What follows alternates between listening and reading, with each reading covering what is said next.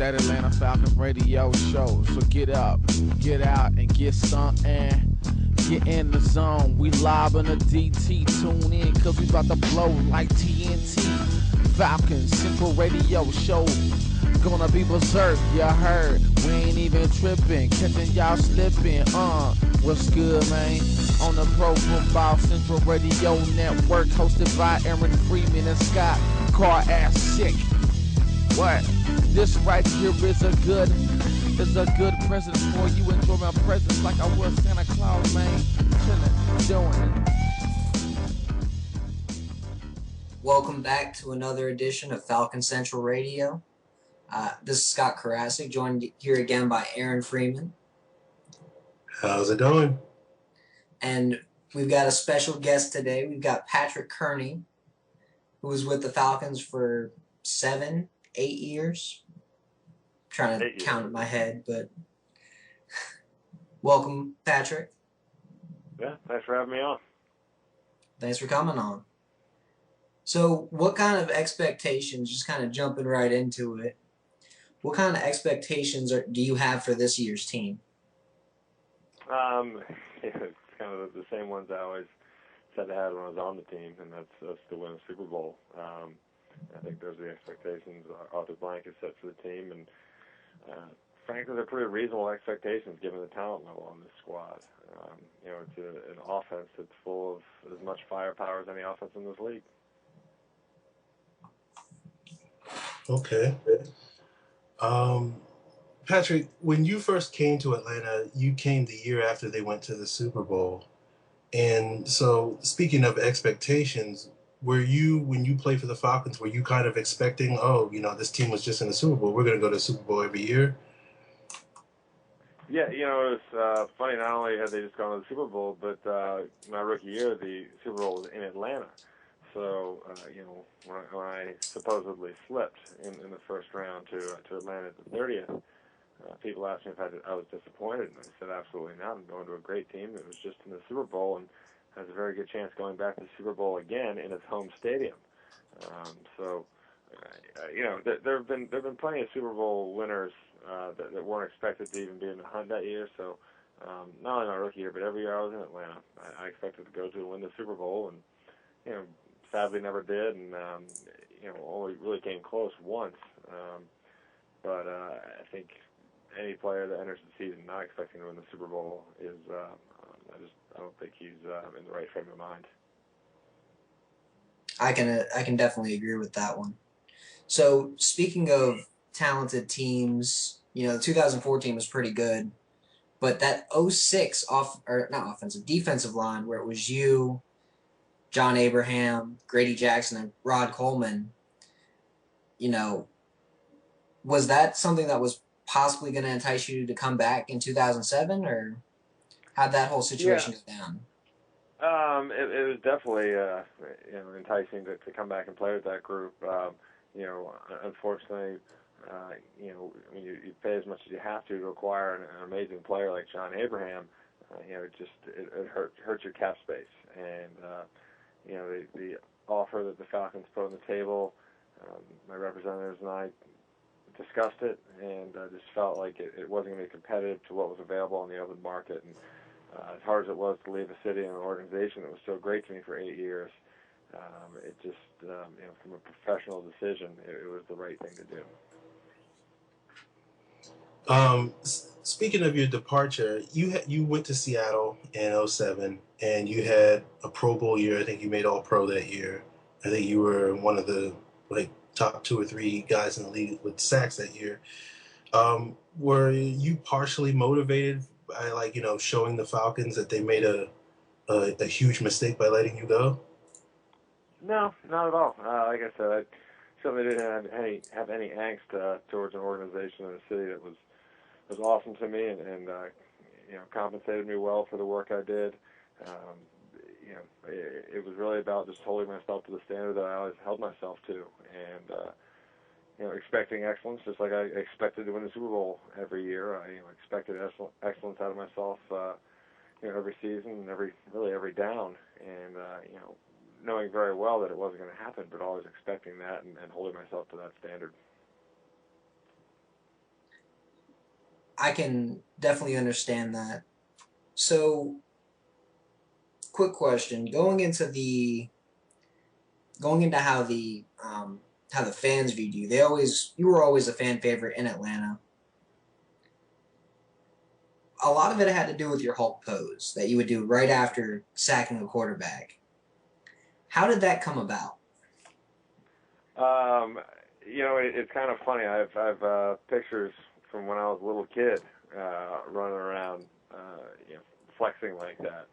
And so I guess there was always just sort of a natural way for me to express, I guess, over-exuberance, an unreal level of excitement. I'm not sure what it was, but it was very natural to me, especially any sack that came after a bull rush where I just, taking someone who was 40, 50 pounds heavier than me and moved him back to the quarterback.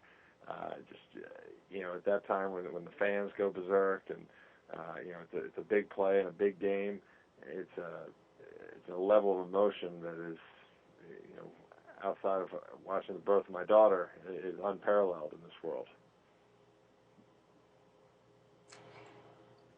Patrick, you're about, what, 36, 37 now? I'm 36 years old. Okay, and you took care of your body. You see a player like Tony Gonzalez out there doing what he does at about the same age.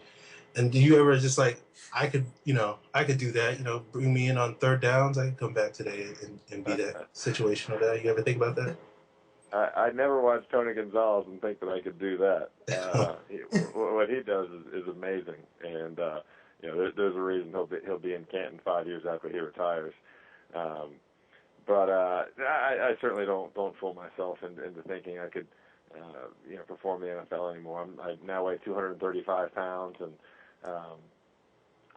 frankly, when I retired, it was due to physical ailments. I had 2 labrum repairs in the same shoulder within 10 months of each other, and was told prior to my last season that both my hips were more or less shot, and it showed on film. And in my last season, I was performing at a level that wasn't acceptable to me, and certainly wasn't acceptable to the fans, and it wasn't acceptable to the Seahawks who were compensating me at a high level. They needed more than that, and I needed more than that. And the fact that my body had worn down to the point where it couldn't give more than that, it was a hard pill to swallow. But it was time to move on and not even try to hang around. It was my guess the Seahawks would have cut me, and maybe I could have hung around for another year or two and been a situational player for another team around the league. But that's just not who I was, and wasn't the legacy I wanted to leave. So going with that, what would be your advice to a guy like John Abraham, who, he can still do it, but would you say at this point he hasn't won a Super Bowl? Should he possibly go and say take less money to try and win that Super Bowl? As unbelievable a feeling as it would be to win a Super Bowl, I don't know that I can imagine that feeling. Not winning one won't be a defining characteristic of John's career. He's been an incredible pass rusher for over a decade. He'll be a strong candidate for the Hall of Fame. If he never plays another down, he'll be a strong candidate for the Hall of Fame. So,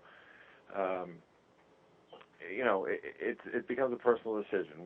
None of us know what's going on in his body and how that's feeling. And at some point there is risk reward. And when you've made a certain amount of money while playing 1 or 2 more years, may earn what is a big dollar amount.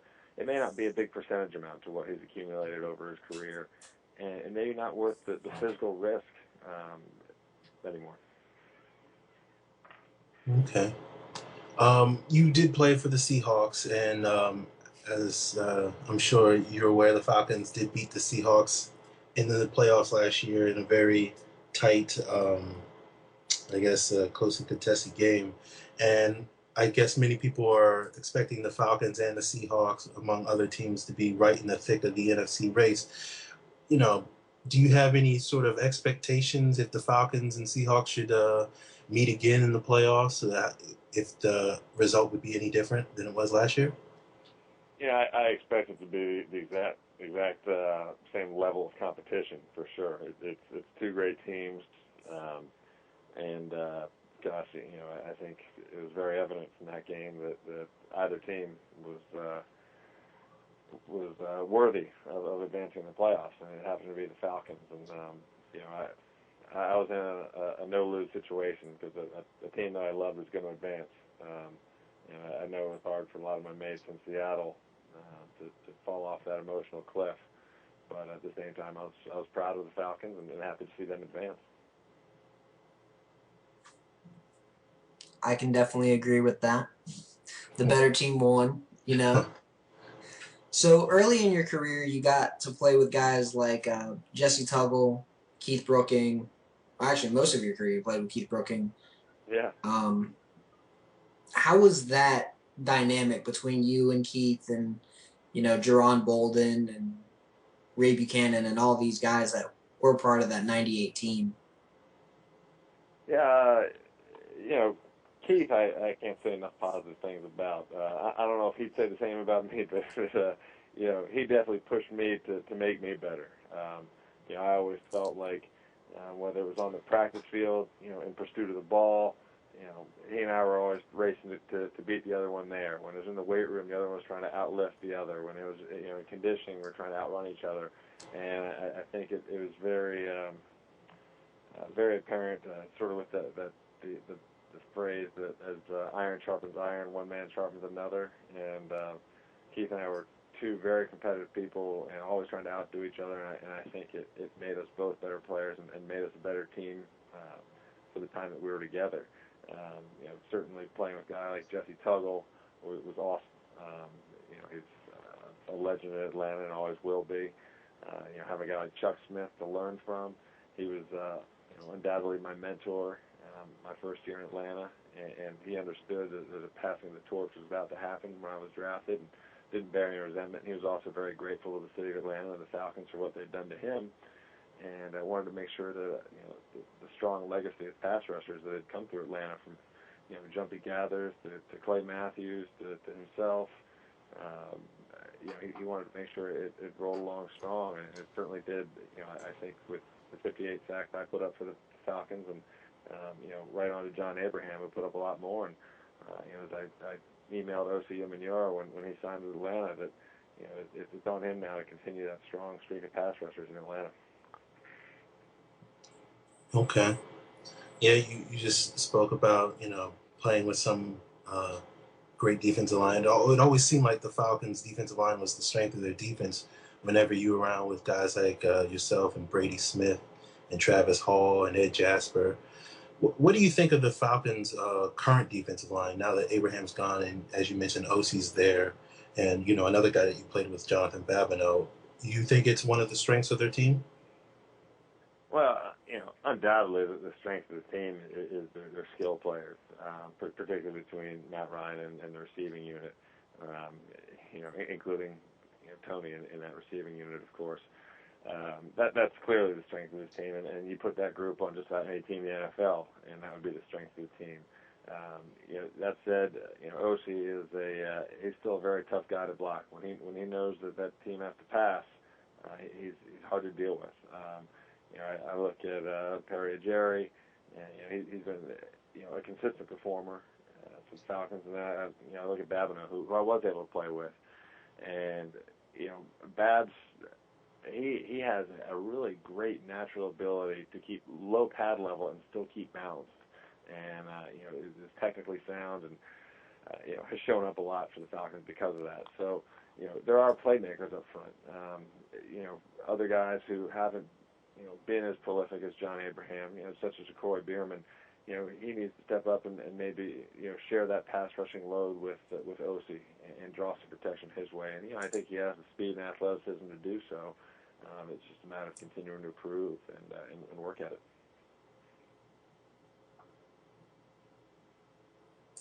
So, have you shown any interest in possibly getting back as a coach with one of the teams?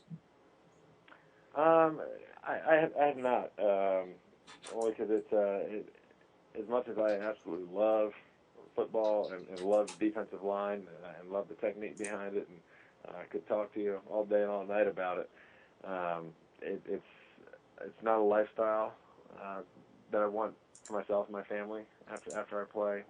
My wife is a broadcaster here for CBS in New York, and she works very odd hours, and to have two parents working sort of odd schedules, I think it would be very difficult on a family. So, I just don't see myself doing that.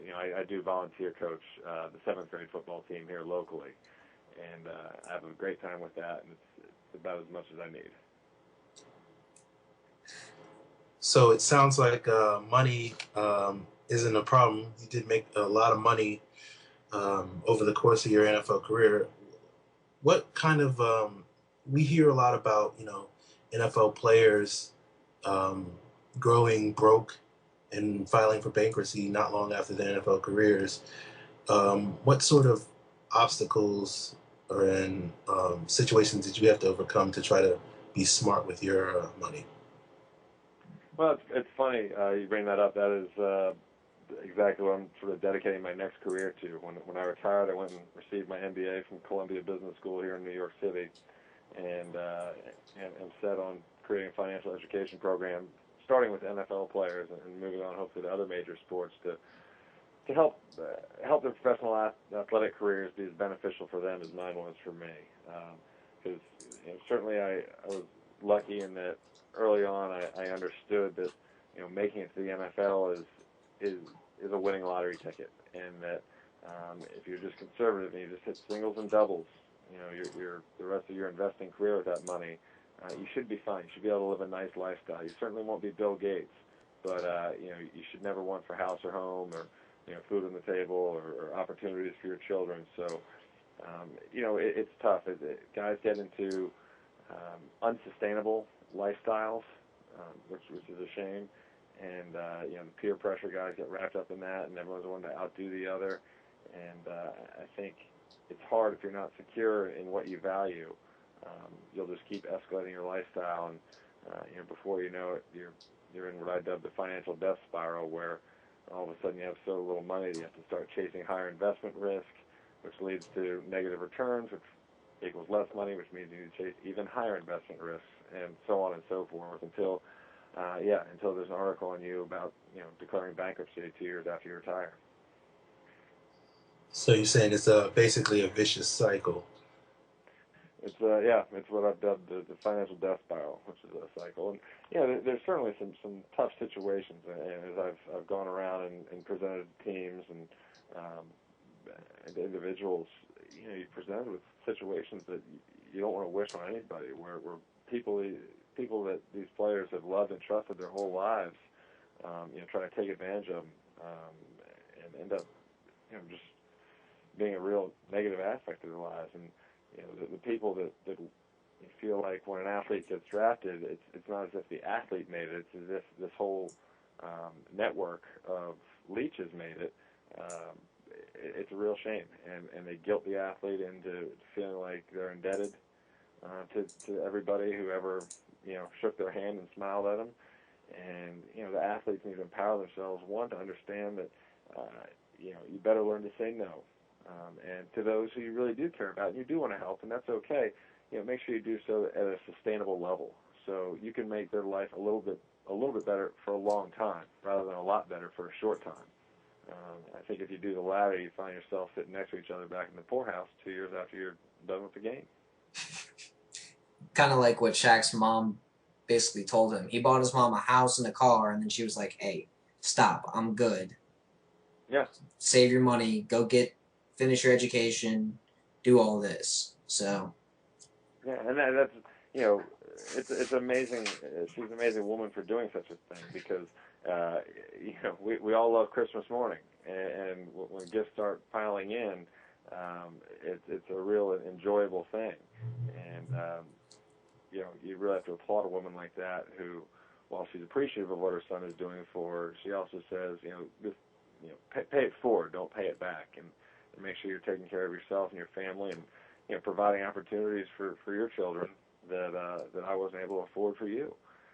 and that's that's a message that I'm really looking to spread, and hope guys take to it. So far, there's been great feedback, and guys have been really appreciative of the lessons I've offered. Okay, Patrick, we'll get you out on this question. Have you ever been asked to speak at the rookie symposium along these lines? I actually did. Spoke this year at the rookie symposium. I was on a panel that the league put together. They've spent years putting together speakers that have talked about their mistakes in the NFL and how it's led to a lot of heartache, both during and after their NFL careers. And they put together a panel of guys who were able to basically show that the NFL career or professional athletic career doesn't have to end in heartache, a few years out, that it can be a really positive experience for you, not only when you're playing, but for the long term. And, I definitely spoke to the rookies because a lot of questions came my way when I mentioned what I was doing. I spoke to guys about possessing the ability to evaluate those who you employ. And a lot of the times, I think guys hire financial advisors because the guy wears a nice suit and buys them a steak dinner and then never has any idea how to evaluate the guy. As players, we're evaluated all day, every day, by a position coach, by a coordinator, by a general manager, by the pro personnel department, by an owner, and yet somehow we feel powerless in evaluating those who we employ. So just giving guys some suggestions on how to hold their employees accountable the same way that they're held accountable on the field. Okay. Well, we appreciate you coming on for us, Patrick. Do you have a website or Twitter or anything that you need to plug? Yeah, I'm at Patrick Kerney on Twitter, and particularly for any athletes, I basically just when I'm reading my Wall Street Journal or Yahoo Finance or whatever, any article that I think pertains to athletes and their finance. And it certainly isn't necessarily speaking about the subject, but if I think there's a correlation between the two, I'll post that article and put a quick little note about why I think it relates and how it can be helpful for athletes in their finances. Okay. That sounds good. It was great having you on, Patrick. Great. Well, thanks a lot for having me on. Football fans, looking to get healthy this year? Now is the time, and I have the perfect place for you. Save 10% at onit.com/football radio. Exclusive PFC radio listeners save 10% off their order. That's onit.com, ONNIT.com/football radio. This is Corey Peters of the Atlanta Falcons. Thanks for listening to Falcons Central Radio. Rise up. All right. Thanks, Corey Peters, for that. As you just heard, we just had one of the great Falcons pass rushers of all time, Patrick Kerney, on the show. And now Scott and I want to get to the topic of this week's show, which is we wanted to discuss which players that we think heading into training camp are going to stick on the roster. And we figured about maybe this week we'll just stick to the offense, and next week before camp actually kicks off, we might go defense. But, Scott's been working hard to get his training camp preview stuff up on Bleacher Report. If you've been checking out Falcons fans, with my shameless plug here, you have been seeing that every day, and you will continue to see that every day up until training camp. But, how do you want to get into this guy? I think we both agree on the number of players that are probably going to make each position group. You just want to run through which guys we think will wind up being on the roster? Yeah, let's do a quick breakdown though. Because I don't think the listeners know where we stand. Okay. Personally, I think that there's going to be 9 offensive linemen, 3 tight ends, 5 receivers, 1 fullback, 4 running backs, and then 3 quarterbacks on the roster. So I think we're both in agreement there. Yeah, we are. And you could say 5 running backs if you count Brady Ewing as a running back / fullback. But I'm just, that's semantics. Yeah. So going into it, we're going to go the easy part to the hard part. Basically just run down quarterback, running back, fullback, receivers, tight ends, and finish with everybody's favorite, the offensive line.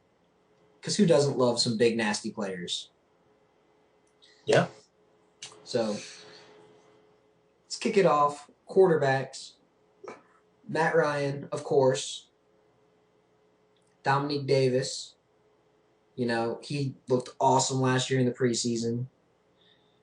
I'm excited to see what he'll do this year, how he's going to mesh with Levine Toilolo, a lot of the secondary options that were more tertiary options or not even with the team last year. So it'll be interesting to see how he does with the second string.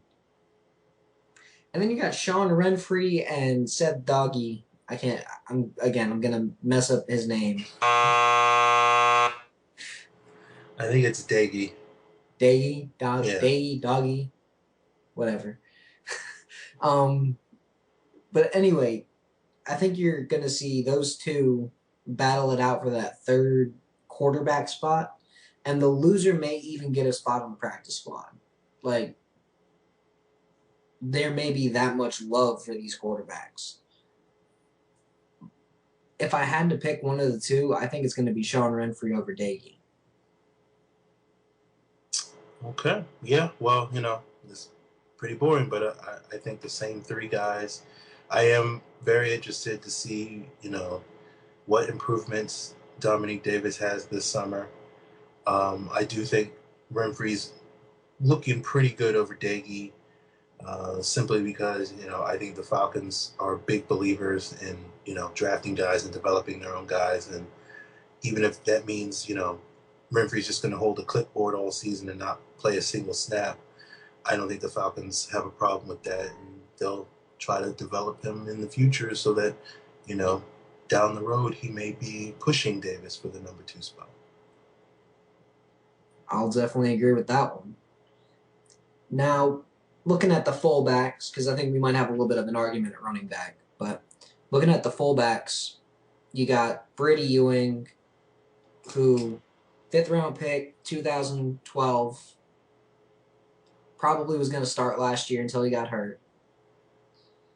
You've got Devontae Campbell out of Maryland, who's a rookie free agent, who probably isn't going to make it past the first cuts in camp.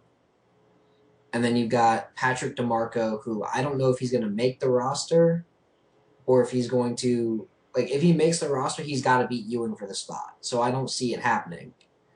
But what are your thoughts on the fullback group? Yeah, I think Ewing's probably in a pretty good spot. The Falcons, as you said, the Falcons were pretty high on him last year. I think he would have won the starting spot had he not gotten injured. I do think, if there's any hope for DeMarco, it is the fact that last year we saw, a mini upset at the fullback position when Lusako Polite, after maybe being on the team for 10 days or 2 weeks, ended up beating out Mike Cox, who had been with the team the year before and seemed like the hands down, winner of that position. So I think that illustrates the Falcons aren't going to, just keep Ewing. If DeMarco outplays Ewing, I think they'll pick DeMarco, but, I don't see that happening. I think Ewing's going to be all right, and he'll wind up winning that spot when the season starts. I'll completely agree there. I think it's Ewing's spot to lose. I think it's the same kind of thing as center is on the offensive line. They drafted him for a reason. Taking a fullback in the 5th round is like taking a wide receiver in the 1st round. Yeah, that's probably a fair comparison. I mean, because no offense to the fullback position as a whole, and I'm probably going to piss off a lot of fullbacks out there, but you're not that valuable if you're playing fullback in the NFL. You're easily replaceable.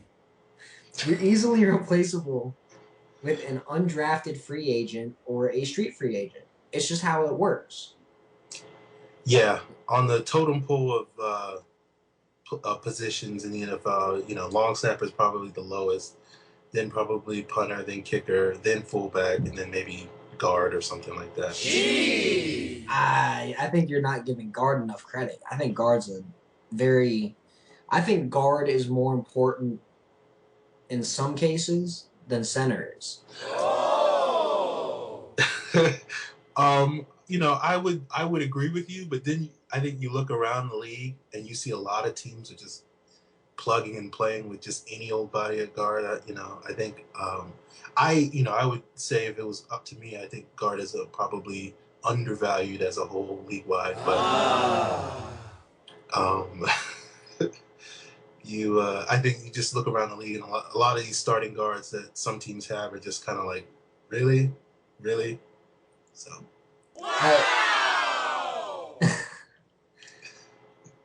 Anyway, all right, we can move on from the fullbacks. Okay. I think we both agree that Brady Ewing's going to get the job. Just like starting a running back, we know that Steven Jackson's the lose. The backup is Jacquizz Rodgers to lose. And then you've got a whole bunch of names and a whole bunch of talent without much substance, without much professional substance. I mean, yeah, you got Jason Snelling, who I think is going to be the straight up. He's the favorite for one of the two spots, by far. You got Antone Smith, who's been a special teamer for years.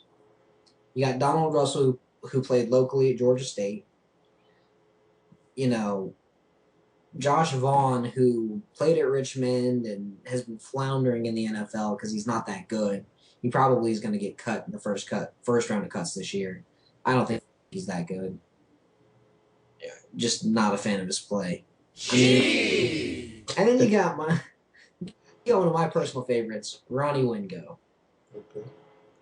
Who I think comparably, he's going to get that fourth spot over Antone Smith or Donald Russell or any of those other guys.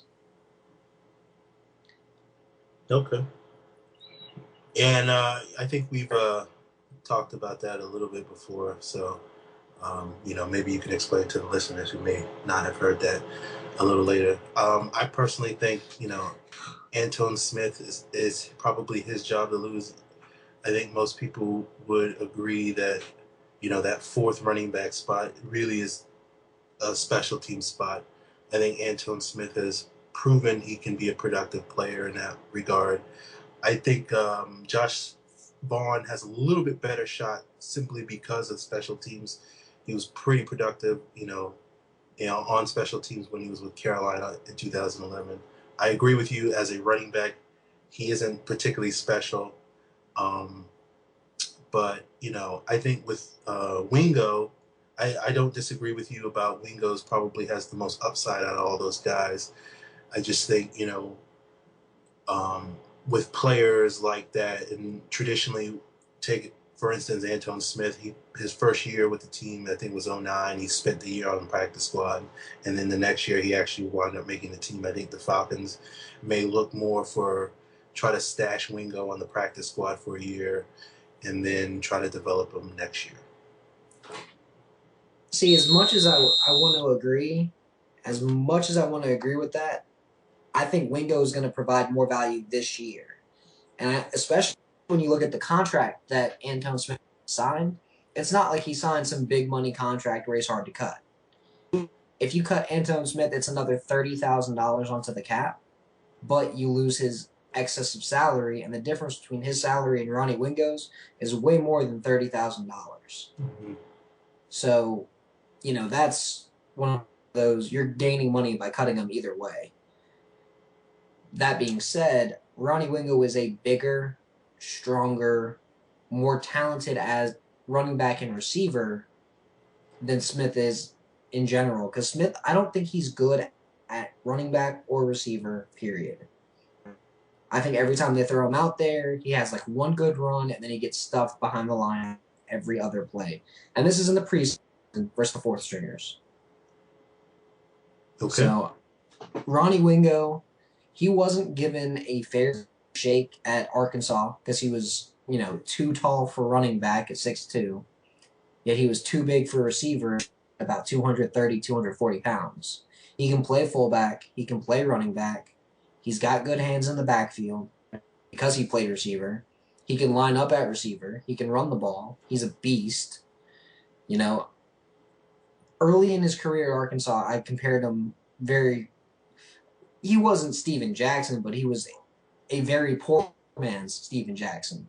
And I think in the NFL, he's got 1,000-yard potential.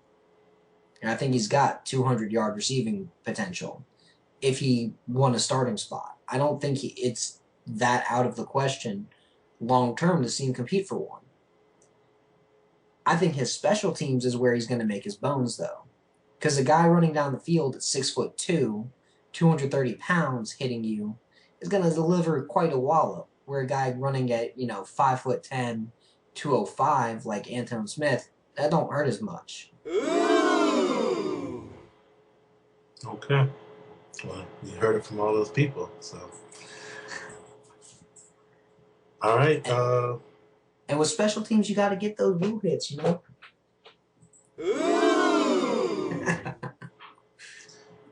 All right, you want to move on to wide receiver? Got to.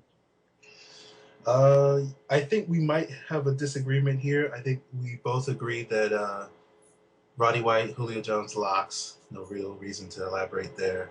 I think even though we probably wish Harry Douglas might not be a lock and wish that someone could push him, given the circumstances at the roster, he's pretty much a lock to make the team as the third receiver, since there's really nobody that is going to come in right away and be that immediate threat to his job. I agree. Then the question becomes, who's going to win the fourth and fifth jobs? And traditionally, the Falcons have tended to primarily target special teams guys with those spots.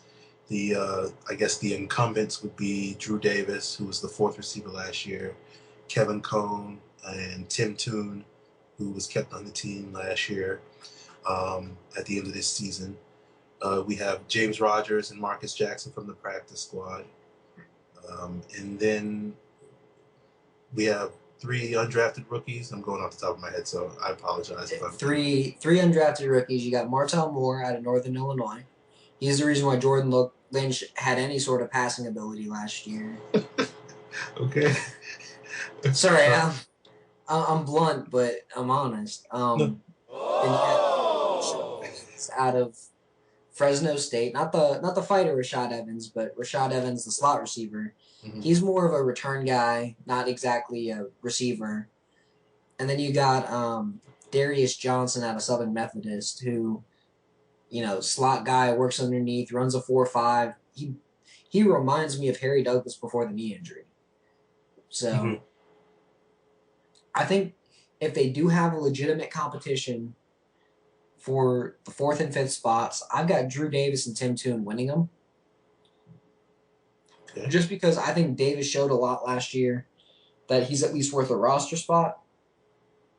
And I think Toon wins his spot, not based on his merits as a receiver, but as a returner. And I think that's why he would get the spot over Kevin Cohn. Okay. That, and I do think he is a better receiver than Kevin Cohn. Tim Toon can blow the top off of the defense. Kevin Cohn still has not shown the ability to get separation in the passing game. When he can do that, when I can say, hey, Kevin Cohn understands route combinations, he understands you can't just run straight down the field and expect to get open, then it'll be worthy. But, Tim Toon, he understands that. He understands routes, he understands combos, he understands how to work the underneath, how to work the post. I'm a fan of Toon over Cohn. And then on the practice squad... Apparently we got some Kevin Cohn fans. Apparently. And then on the practice squad, though, I think you keep Martell Moore to develop a little bit. And I think you keep Rashad Evans in case Tim Toon goes down. And, of course, James Rodgers, because Jock was his little brother, or big brother.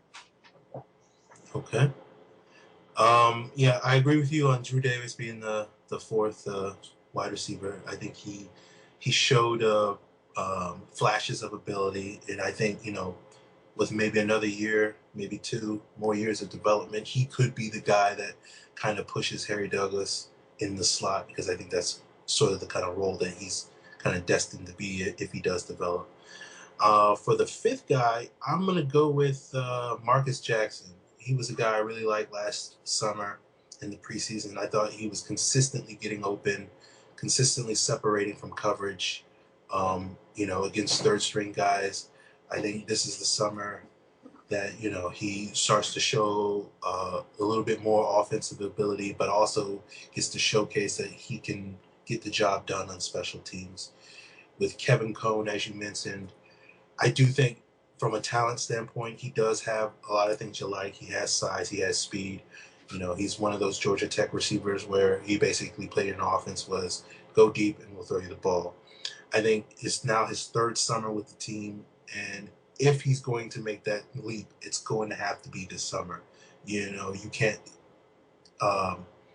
he's now 3 years in, and if he hasn't been able to develop the sort of route running and the ability to separate by now, he's never going to have it.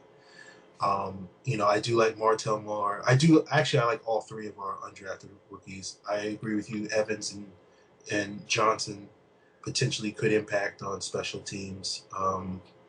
I do like Tim Toon as a punt returner. I was disappointed last year when the Falcons picked him up, in the second half of the year, that they didn't replace Dominique Franks with him on punts. I think Toon may not be the most dynamic or explosive punt returner, but I think he has that sort of Eric Weems-ish quality where he can consistently give you, 5, 7, 10 yards per return, which, special teams is about field position. And if you can, consistently give a team 7 or 8 yards of field position every time a team punts it, you'll take that over, say, a guy who's either going to take it to the house or lose 10 yards on a punt return, which... Well, yeah.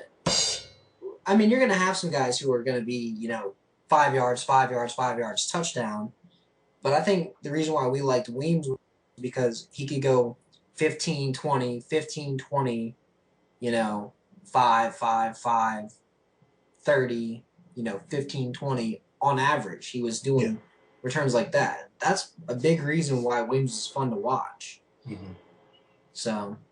Yeah, I think with special... Oh, I was just going to say with special teams, I think reliability, I think a lot of people put a lot of premium on explosiveness, and not to say that explosiveness doesn't matter, but I think reliability, a guy that you can trust is going to catch the ball and get some yardage every time, is a little bit more valuable than probably people think.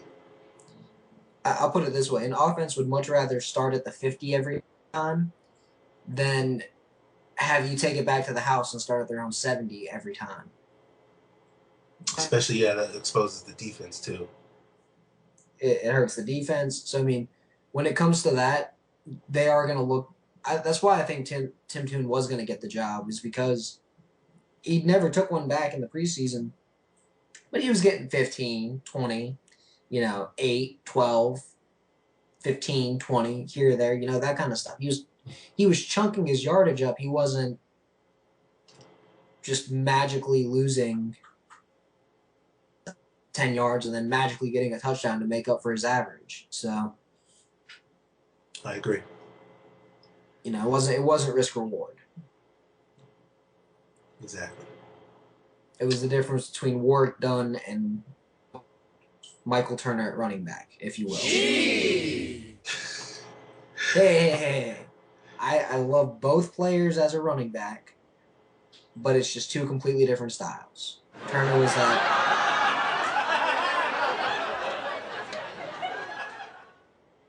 just two completely different styles. They're both number one backs, and they're both good all around. Well, Turner couldn't catch, but they were both good all around running backs. They could run inside, outside, bounce it out. But again, it's just whether you wanted the chunk yardage or whether you wanted the big yardage. Now, moving on to the tight end position. Tony Gonzalez, Chase Kaufman, they were here last year. Tommy Gallardo was here last year.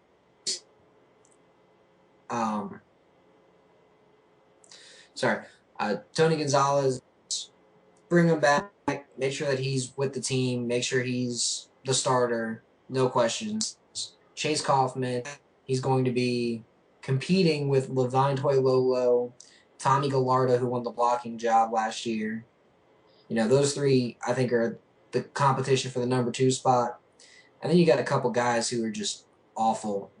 that are just straight blockers in Andrew Scherzer and Colin Cloherty. I think they're camp fodder. Colin Cloherty, at the end of it, you've got Colin Cloherty and you've got Andrew Scherzer, and they're both camp bodies. So that leaves the question. My three are going to be Tony Gonzalez, Chase Kaufman, and Levine Toilolo. As much as I like Tommy Gallardo as a blocker, he doesn't provide anything as a receiver. Where Levine Toilolo, I feel like, is a very minor drop-off as a blocker from Gallardo, but he's 10 times the receiver that Gallardo could dream to be. And I think Chase Kaufman, he showed some of those Brian Finneran moments. I think he could be used a little bit as an H-back this year. So if you have Kaufman, Gonzalez, Toilolo, you kind of mix the three of them around. I think the offense could have a lot of fun with that. I think the whole idea is just provide Ryan with targets, and the rest will work around. And Kaufman's blocking did improve late in the year. And worst case scenario, you just bring in an extra tackle or Joe Hawley and throw him on the end and just say, go to work, be that sixth offensive lineman. Even Garrett Reynolds. I don't think Reynolds is winning a starting job. Okay. All right, we'll touch on that a little later. I'm gonna go with the same three as you. I do think the competition though might be a little bit more heated. I do believe that Toilolo is pegged to be the number 2 guy. He'll come in when the Falcons go to 2 tights because of what you said. He can block, and he does have the potential to be a factor in the passing game. I like Chase Kaufman. I liked him a lot at Missouri. He hasn't developed quite to the level I thought he would when I gave him a late first-round grade back in 2009. But I do think it's possible. I think he's likely to make the team, but I do think it's possible that he may not wind up making the team. I think the things that help him is the presence of Toilolo. So it's not like he's going to have a whole lot of pressure to be a blocker, because even though you're right that he did improve last year, I don't think that's the strength of his game. He's more of a chain mover type of guy as a receiver. But because of Toilolo's presence, he's not going to be really asked to block. So that means he can kind of shine more as a receiver. I think, as you mentioned, Gallardo, he is a blocker. I think the hope, I guess the scenario that Gallardo has or is hoping for him to make the roster is Toilolo comes out this summer and is very lackluster and struggles for whatever reason because of he missed OTAs and he's struggling with the playbook. I don't expect that to happen, but if it did, I do think that would certainly help Gallardo's chances. I think the case for Clardy, the one thing I do like about Clardy is I think, like Kaufman, he's more of a receiver / H-back type of guy. But what I do like about him is I think he's a pretty good special teams guy. So he has a chance to distinguish himself if he can make some plays in coverage, running down the field, as an up back and that type of stuff. He did that fairly well with Jacksonville. He does know Cutter's system, so that does make him a minor threat. I think Andrew Zerba, I would probably say he's a camp body. I think it's going to be tough for him. He's mainly known for his blocking and the fact that you have Toilolo and Gallardo ahead of him. Plus, as you mentioned, the potential that you can bring in someone like Lamar Holmes, Mike Johnson, Garrett Reynolds, Joe Hawley, or name pretty much anybody on the offensive line that could come in and serve as that extra tight end, probably makes him the longest shot of all. I completely agree. The only thing I will say is, despite Cloherty's ability to play special teams, it's not like Kaufman can't play special teams. That's why they brought him back. It's because he did show a lot on special teams in the preseason. They brought him back, and he was excellent in the playoffs. I honestly think that the Toilolo having troubles with the playbook thing was the funniest thing that's been said, just because of how smart just because of how smart Toilolo is. Mm-hmm. He could have gone to Stanford on an academic scholarship. It's not like he's some stupid kid. Yeah. Some mindless football player. He's a really brilliant guy, and I think a big reason why they brought him in was because they said if there's a guy that can learn as much as possible from Tony Gonzalez in a year, it's going to be this guy.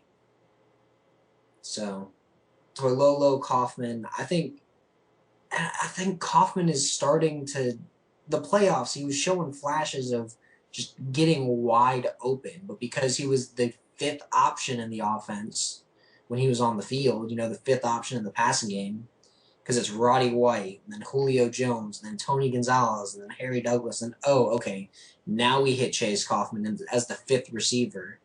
He's not going to get a lot of looks, but I think he could develop into that number one. I think the real thing is you want to keep Kaufman and Toilolo on the roster this year so that they can learn from Tony Gonzalez and learn exactly what they can do and exactly what Tony Gonzalez can do.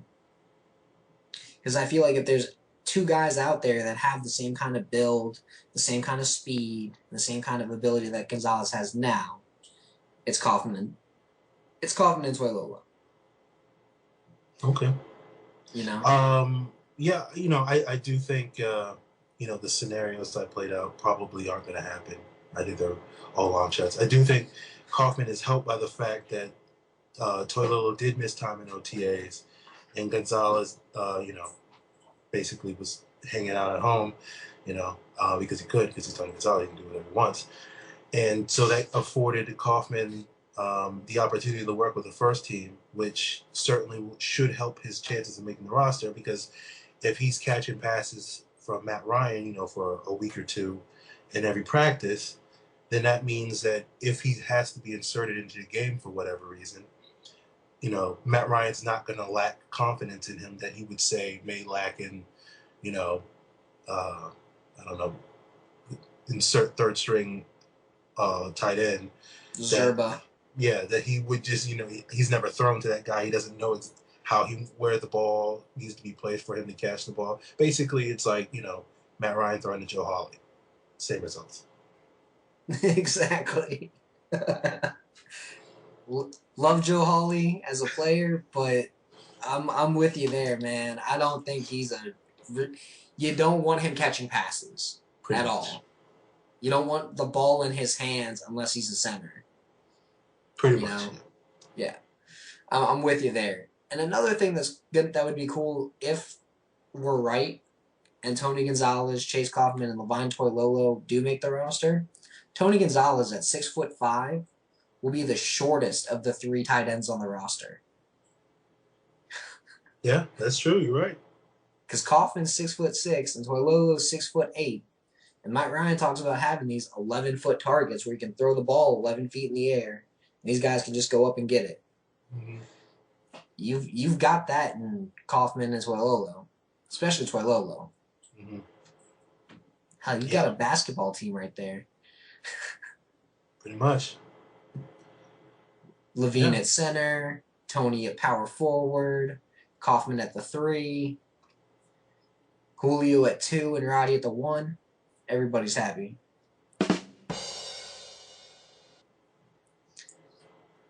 But, no. Sorry, I geek out on that kind of stuff. Let's move on to the offensive line. Okay. This is where I think we're going to have the most argument. I think the argument may come with who's going to start as opposed to who actually makes the team. I still think this is probably where we're going to have the most argument, even with who makes the team. Okay. Because let's go ahead and just put this out there. The 7 guys that were drafted by the Falcons, I think, make the team. Sam Baker, Justin Blaylock, Peter Kahns, Mike Johnson, Lamar Holmes, Garrett Reynolds, and Joe Hawley. Those 7 guys, I think those are locks. Those are the guys that are on the roster. No question. Mm-hmm. I agree. It's just who starts out of those. Baker and Blaylock, they're starting left guard, left tackle. Kahns is going to start at center. The more I look into Joe Hawley and where he should play, the more I realize he probably should play right guard and not center. Because all through college, he played right guard and not center. In the pros, he has 710 snaps at right guard. He's got 250 at center. It just makes more sense he could be inserted tomorrow as the starting right guard and be the most experienced right guard on the roster, even over Garrett Reynolds. And I think he's a better player than Garrett Reynolds. And I think either way, Garrett Reynolds doesn't start. I think the right guard starter is either going to be Mike Johnson or Joe Hawley. I think the right tackle starter is either going to be Lamar Holmes or Mike Johnson. So it's just, where does Mike Johnson win the spot? Okay. You know? If he wins right tackle, I think it's Hawley's job to lose at right guard because he's going against PK Manley, who I don't think makes the roster. Okay. And he's going against Garrett Reynolds, who, good pass blocker, not great, horrible run blocker. No push whatsoever. Gets zero leverage on any of the defensive tackles he goes against. And when you can't get leverage on a defensive tackle, you can't push him back. Okay. So, and then my ninth guy is Ryan Schrader out of Valdosta State, because he is just ridiculously quick-footed, and I think he could be a great backup left tackle. Obviously this year he wouldn't make the active roster every game. And then I also think Jaquez McClendon makes that, eighth lineman spot. Because again, versatility was the key word last year when you looked at the team, right? Uh-huh. McClendon's going to be playing center and guard. Hawley can play center and guard. Reynolds can play guard and tackle. Schrader can play either tackles. All the backups have to have multiple spots they can play, otherwise they're useless to the team.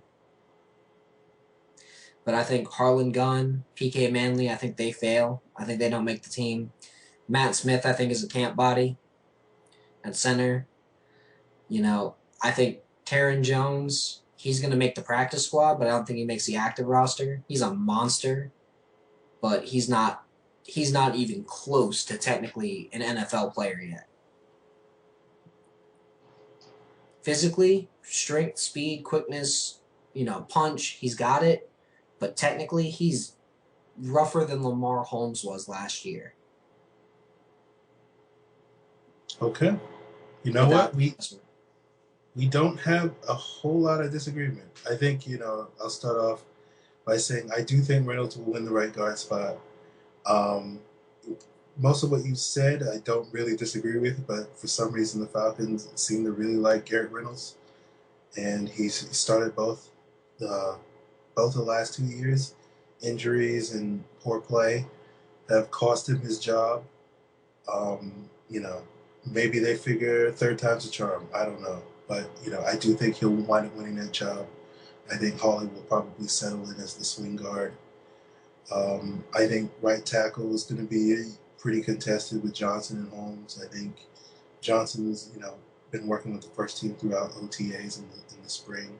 So I'll give him the edge. I do think Mike Johnson is probably better suited to being a guard than a tackle, but people said the same thing about Tyson Clabo for years, and Clabo just wound up starting 6 years at right tackle and being a rock for us at that position. So I think Johnson has the potential to be the same. I agree with you. Those 7 guys that we drafted, as you mentioned, are locks and make the team. With the 2 other guys, I agree with you on Schrader. I did like a lot of what I saw of him in college. He's tall, he's long, he's mean, he's physical. I had the same assessment of Taron Jones. Big, powerful guy, a lot of tools you want to work with, but he's raw. And I agree with you. Give him a year on the practice squad. Hopefully you can polish some of those edges, and then next year he can, hit the thing like gangbusters.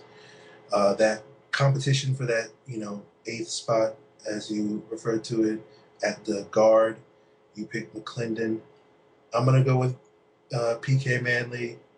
I do think it's going to be a very close competition. You're right about McClendon's getting work at center is definitely going to help his chances. He's big. I like what Manley did last year. He showed a lot of athleticism, being able to pull. There have been rumors about him being overweight. I can't confirm nor deny them, but from what I've seen, I'm a little doubtful of whether those rumors are true. So based off of that, I'm gonna give Manley the benefit of the doubt and think he comes in and wins that job. See, I guess for me, I didn't see this great player out of Manley. I just saw a, reserve guard. A guy who could develop into a really good reserve guard. So when this year came around, it was like, okay, they didn't take anybody, but they've got Mike Johnson, Garrett Reynolds, and Joe Hawley. PK Manley, he may shock the world and pull a, Harvey Dahl on us and win that starting job. I doubt it. I completely doubt it. I don't think he's got the nastiness that Dahl has. But he might be like a Justin Blaylock, who I've said for a couple of years should probably move to the right side anyway. I think the only reason why they don't move Blaylock is because he's used to being on the left side with Sam Baker, right to the left of Todd McClure. So he's used to the line calls. He was used to his role, his spot. He was so cemented there that moving him was just pointless. But I think the combination of Baker and Blaylock sticks.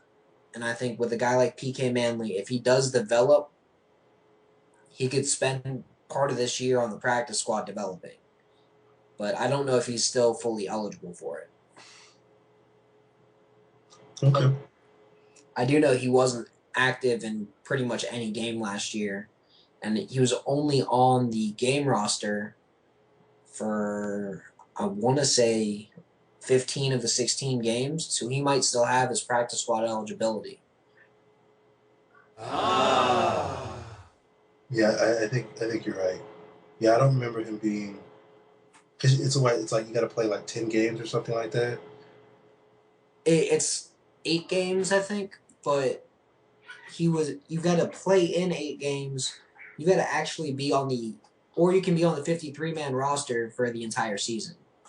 So I don't think he was even. I'm just trying to figure this out right now. I don't think he was even. I know he was cut before the season, but I don't think he was re-signed until after week 2. Like, I think he was on the practice squad, but I don't think he was completely re-signed to the active roster until after week 2. So I'm just looking here.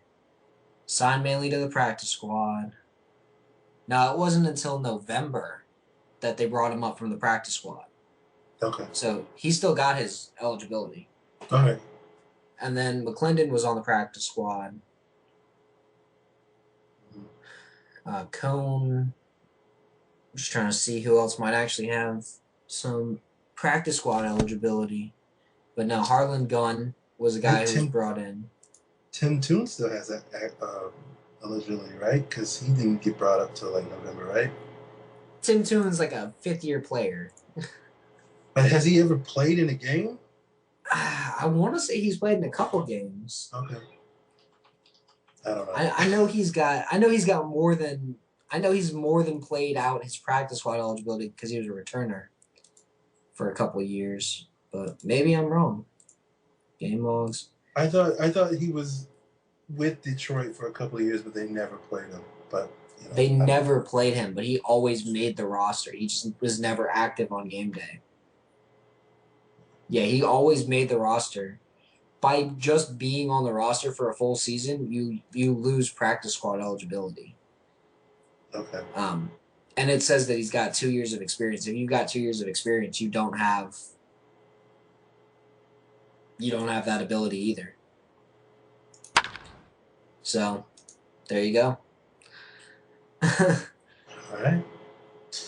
So, not a whole lot of disagreement, just kind of, I think we disagreed on maybe 3 players making the offense. Yeah, Wingo, you had Wingo, Toon, and McClendon. I had Smith, Jackson, and Manley. Yep. So, yeah, and we'll probably, we might both be completely wrong. I think the defense is where we'll actually have a lot more disagreement. Just because I think the breakdown is going to be completely different for both of us. But we'll save that for next week. Yeah. Yeah. All right. I guess we can get out of here on that. And you can find both Scott and I on Twitter. Scott, when are you going to drop? We'll drop a Twitter in a second. But when are you going to drop that Bleacher Report blockbuster thing? It's essentially it's a nested slideshow guide basically, but it should be dropping tomorrow morning. If not, the editor is going to hold off and just.